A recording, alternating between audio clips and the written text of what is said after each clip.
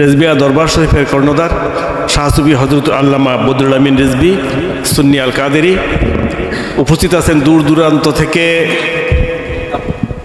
আশিকে রাসূল, আশিকে ওলি, সবাইকে সালাম, আসসালামু আলাইকুম। বাংলায় একটা কথা আছে যে দিনটা কেমন যাবে এইটা বোঝা যায় সকালের সূর্য দেখলে। তো রেজবিয়া ফোরাম বাংলাদেশ আজকের যে আয়োজন এটা প্রমাণ করে যে এ সংগঠন অনেক দূর এগিয়ে যাবে। বয়স্করা স্বপ্ন দেখে, এই স্বপ্ন বাস্তবায়ন করে তরুণরা।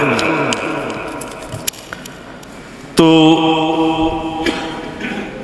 এখন এই তরুণরা যদি আগে আসে তাইলে কিন্তু যে কোনো দুরূহ কাজ সহজ হয়ে যায়। আজকের এই অনুষ্ঠানে অনেকেই অনেক কথা বলছে, বিগত দিনের বিভিন্ন সংগঠনের এই যে অবস্থা, এই অবস্থার আলোকে অনেক কথা বলছে। তবে আমি একটা কথা বলতে চাই, কবির একটা কথা আছে, মেঘ দেখে করিস নে ভয়, আড়ালে তার সূর্য হাসে।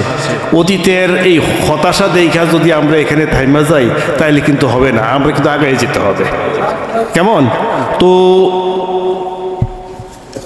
আমি এই যে আপনারা সকাল থেকে এই পর্যন্ত দীর্ঘ সময় পর্যন্ত কথা শুনছেন, আমি আপনাদের আসলে ধৈর্যচ্যুতি ঘটাতে চাই না, তবু দুই একটা কথা বলতে চাই।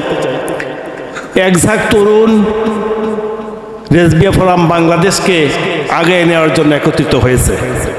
আমরা তাদের এই ইচ্ছাকে স্বাগত জানাই। এ তরুণরা তারা যেন তরুণদেরকে বেশি বেশি ভাবে এটাতে সম্পৃক্ত করে, এটা আমার একটা আবেদন থাকলো। আর এখন তথ্য প্রযুক্তির যুগ, এই তথ্য প্রযুক্তির যুগে তারা যেন সব কিছুতেই তথ্য প্রযুক্তিটাকে প্রাধান্য দেয়। আর এ বিষয়ে তারা আলাদা একটা সেল গঠন করে আমাদের সামনে যে তথ্য প্রযুক্তির মাধ্যমে যে বিভ্রান্তিগুলো ছড়াচ্ছে তার জন্য প্রতিবাদের একটা সুযোগ তারা করে নেয়। দরবার শরীফের আদর্শ উদ্দেশ্য প্রচারে শিক্ষিত ভদ্রলোকদের যাতে অনুপ্রাণিত করা যায় সেদিকে যেন তারা ব্যবস্থা নেয়, এটা আমার একটা প্রস্তাব থাকবে আর কি। তরুণদের পাশাপাশি আমাদের বয়স্কদেরকে যাতে তারা সম্পৃক্ত করে, আর আমাদের যে একটা রিজভিয়া দরবার শরীফ আছে এইটাও যাতে তারা আমাদেরকে সহযোগিতা করে, আমরাও তাদেরকে সহযোগিতা করব।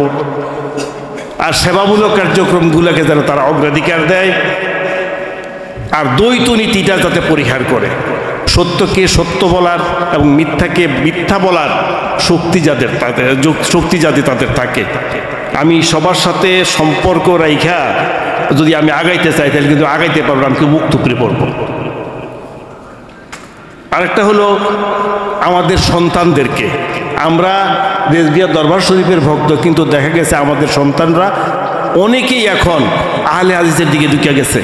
কিন্তু তাদের কাছে আমার অনুরোধ থাকবে যেন আমাদের সন্তানদেরকে খুঁজে খুঁজে তাদের সাথে সম্পৃক্ত করে, তাইলে হয়তো আমরা এগিয়ে যেতে পারবো আর কি। তো এখন আর আমি আর দীর্ঘায়িত করছি না, সকলের মঙ্গল কামনা করে আমি এখানে শেষ করছি। আল্লাহ হাফিজ।